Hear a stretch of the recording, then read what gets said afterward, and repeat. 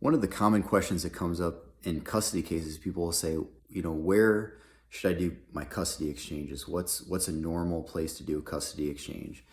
What most people do is they exchange children at school or at daycare, and so they'll have a provision in the parenting plan saying, when I'm relinquishing custody, I will drop the children at school, and my spouse will pick them up from school or from daycare.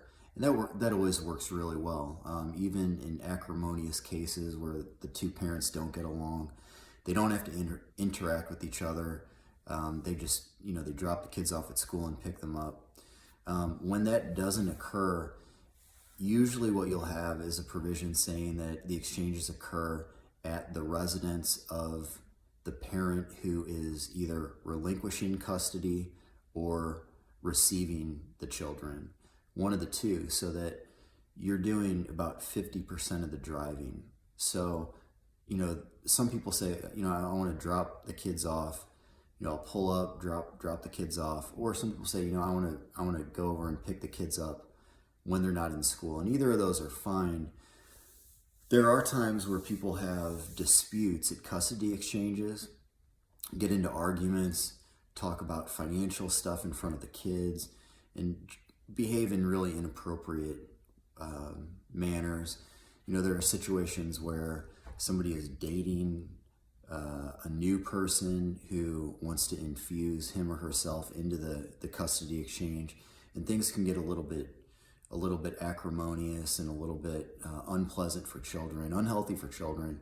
And so what people do sometimes is that they include a provision in the parenting plan saying that when the kids are not in school and they're dropping the kids off at the other person's residence, that's going to be curbside drop off or curbside pickup. And that means that the parent is going to have to wait in the car.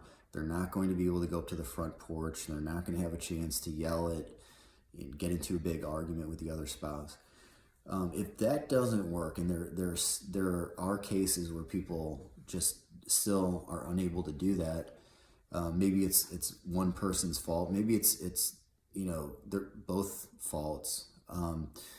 What they'll do is they'll meet in a more public place. Maybe they're meeting at a Quick Trip, and we'll actually, in the parenting plan, we'll write in the address for that Quick Trip. And maybe they'll meet even at a police station. Most police stations are receptive to people meeting in the parking lot to do a custody exchange.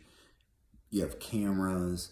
It's a more safe environment. People, in that situation, hopefully that's not a permanent thing, but it can be, And then finally, one other thing that people can do is they can meet at what's called the Family Exchange Center. The Family Exchange Center, and the names of these facilities vary by county, but in St. Louis County, ours is called the Family Exchange Center. And it's actually an option that's offered at the courthouse. So people will actually go to the courthouse during certain hours, and they sign in. There are cameras. There's somebody there in case there's an incident, and obviously there's law enforcement nearby or present in case anything does occur. The facility will keep a log. That's designed to be a more short-term solution, either 6 months or 1 year. There are situations where they'll extend that out longer, but that's kind of the range of locations for custody exchanges.